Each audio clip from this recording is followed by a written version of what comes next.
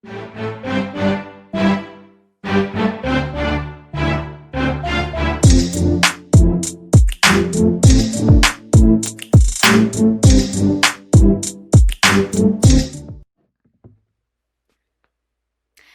Surveys, and welcome back to K-Popsicles. I'm Paige. I'm Kate. And welcome back to another episode of Who's Your Bias?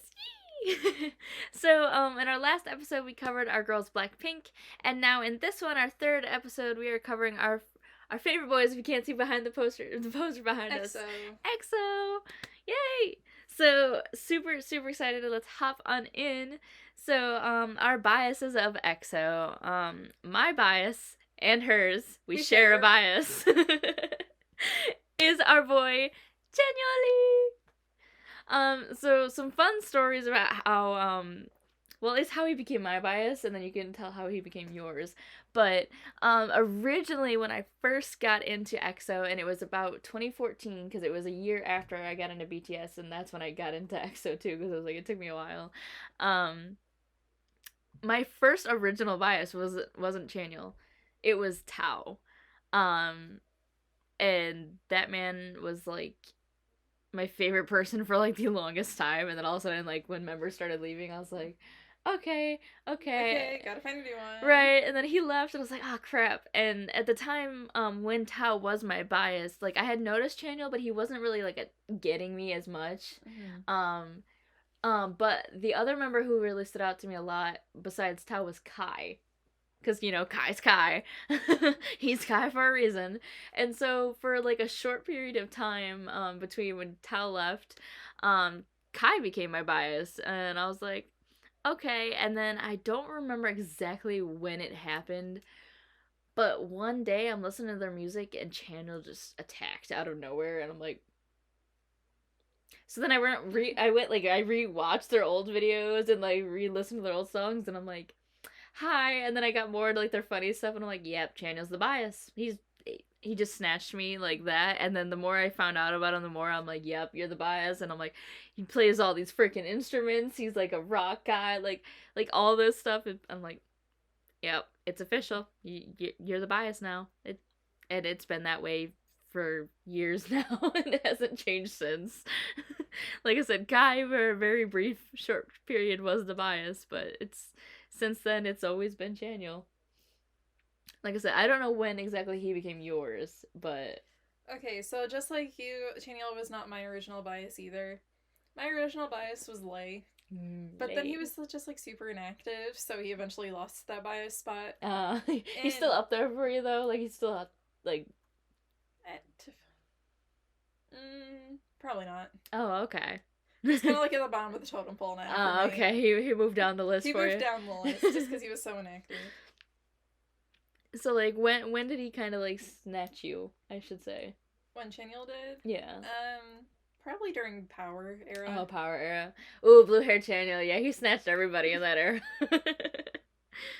And the way he started out the song too, and it's like, oh, your vocals are so nice. I know. Oh my god, we love a good Chanyeol vocal, because it's like, it's so good. It's so good.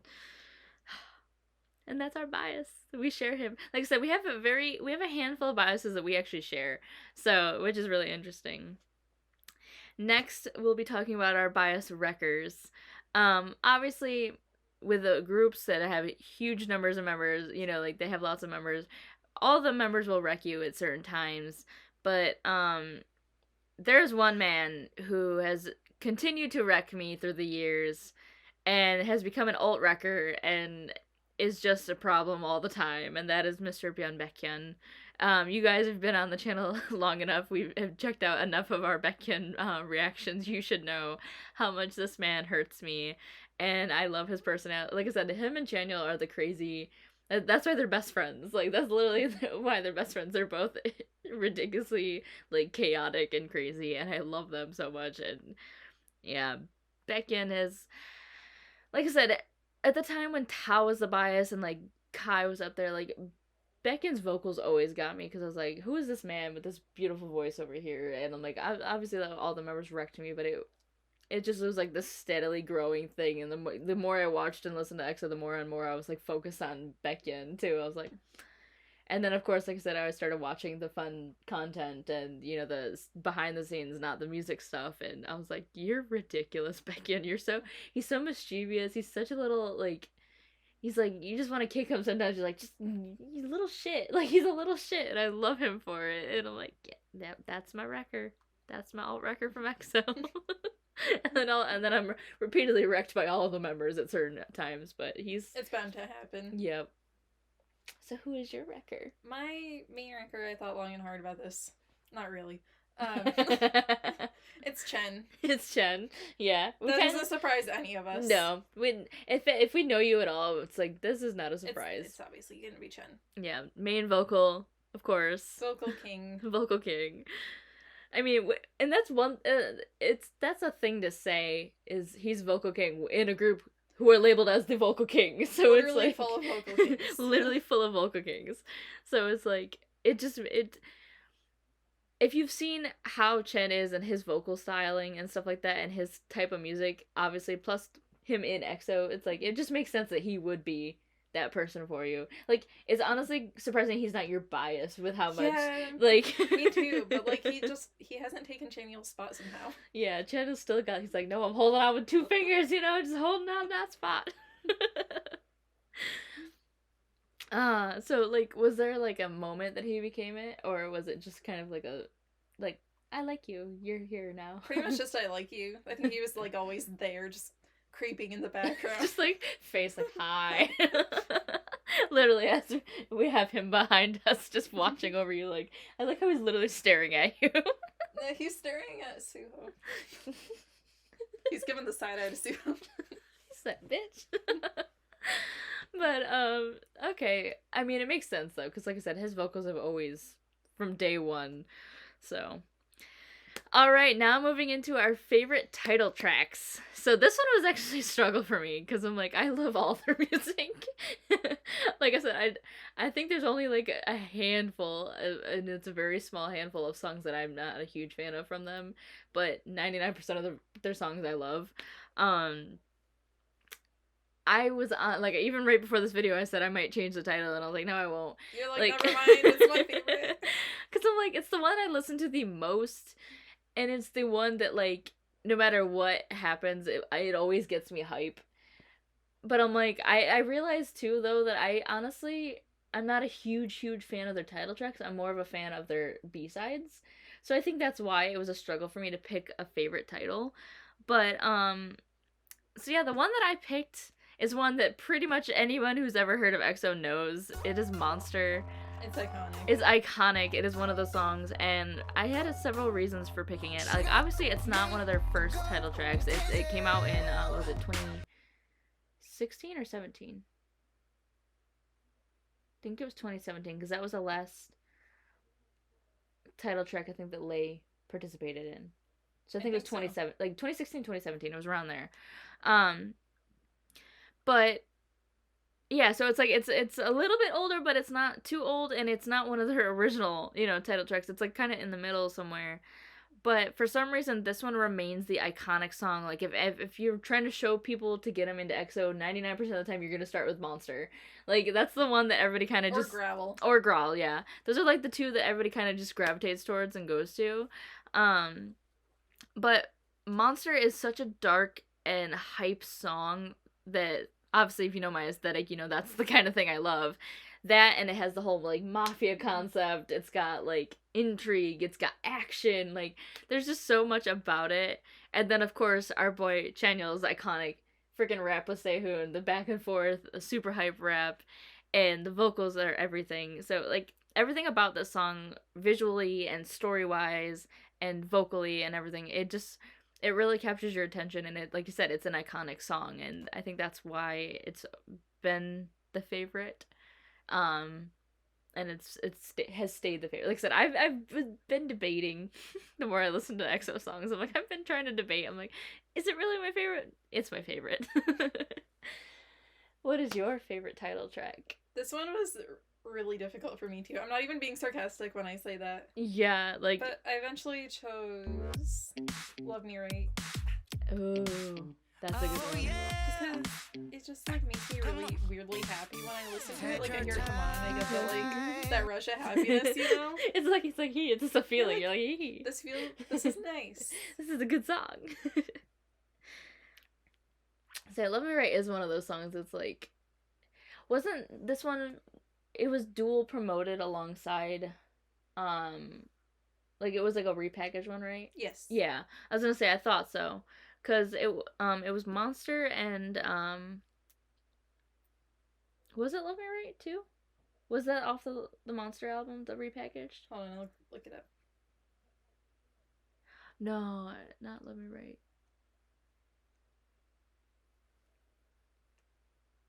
No, it wasn't "Love Me Right." It was the one where they're in the lab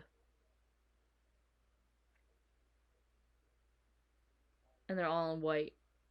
Now, "Love Me Right" was repackaged with "Call Me Baby." Yeah. I'm trying to think what was the one with Monster? Yeah. Lotto. Lotto, okay. No, then what is that? The one where they're all in the lab and they're captured and they're all in white.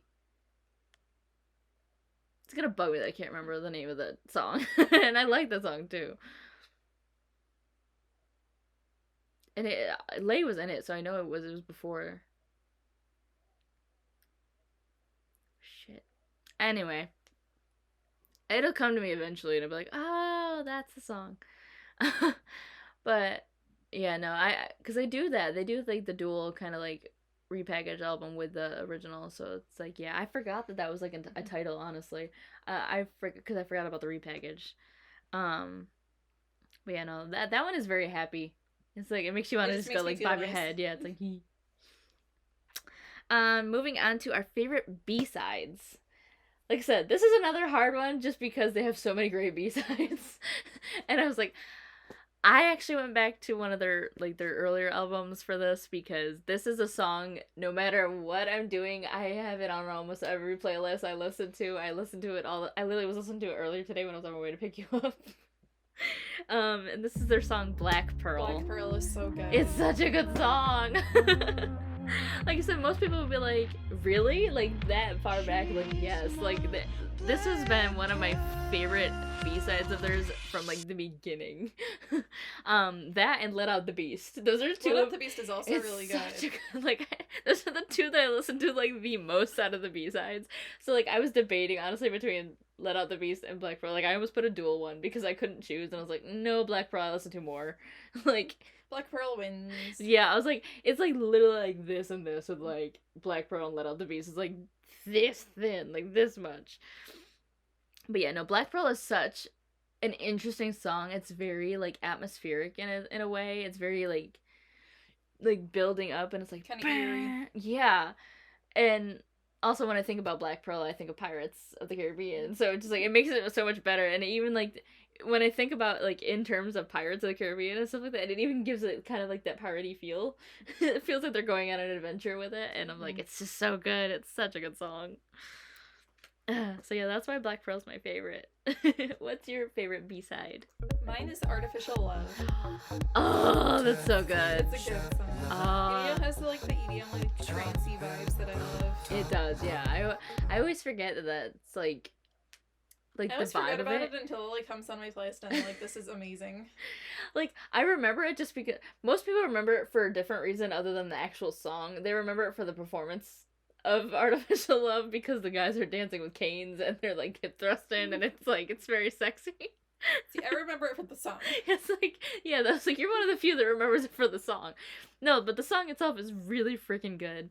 My favorite part of Artificial Love is when Dio starts going to like the scatting. It's like da da da da da. Like I love that part of it. It's so good. It's so good. It's so good. They have some amazing, like I said, it was hard because they have so many B-sides and there's like they have probably like one of the biggest discographies in K-pop. They do. They have one of the biggest and probably one of the best discographies, I would say, just because, like I said, there's maybe 10 songs out of your entire discography that I'm not a huge fan of. And even the ones that I'm not a huge fan of are still amazing songs. So I'm just like, I don't even know. But, yeah, no, that B-side one was really hard to choose. Because I'm like, I wanted to choose, like, did I have to choose, like, old school ones or like the new school ones, because I'm like, you know me, maybe choose like one from each, one old school, one new school. Literally, because like you know me and how much I love Jekyll. Like that is my song, and that's off of their Obsession album, and I'm like, I love that song. I listen to it all the time, or it's like that is my song. So I was like, I honestly that was like I was gonna put that one right away for favorite B-side, but I was like, no, but Black Pearl though, because I'm like comparing. Black Pearl exists. I'm like, but Black Pearl exists, and I was like, which one do I listen to more? And I'm like, if I look at my history, I've listened to Black Pearl way more than I have Jekyll, obviously because it's been out longer. But I'm just like, nope. And it was very difficult to choose an absolute favorite. So, and obviously, like I said, EXO is one of those groups that we absolutely love and adore, and yeah. Anything else you would like to say about this? No, your cat's distracting. Ignoring the cat. About our boys EXO and any other. It's just hard to believe we've been fans of them for so long. I know.